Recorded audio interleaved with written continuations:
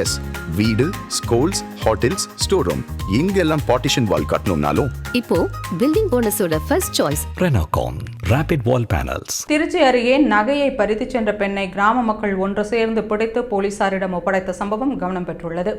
திருச்சி மாவட்டம் மண்ணச்சநல்லூரை அடுத்த முருக்கம்பட்டி கிராமத்தைச் சேர்ந்த சரோஜா திருச்சி காந்தி மார்க்கெட்டில் உள்ள பூக்கடையில் கூலி வேலை செய்து வரும் இவர் வழக்கம் போல வேலையை முடித்துவிட்டு செல்ல சத்திரம் பேருந்து நிலையத்தில் இருந்து மண்ணச்சநல்லூர் வழியாக சுக்காம்பட்டி செல்லும் அரசு பேருந்தில் பயணம் செய்துள்ளார்.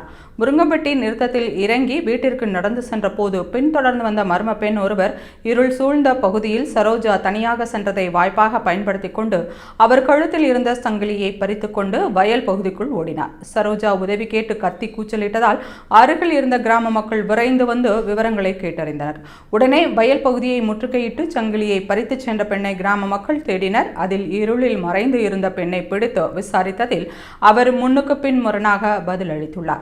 இதனால் சந்தேகமடைந்த கிராம மக்கள் உடனடியாக மண்ணச்சநல்லூர் காவல் நிலையத்திற்கு தகவல் கொடுத்தனர்.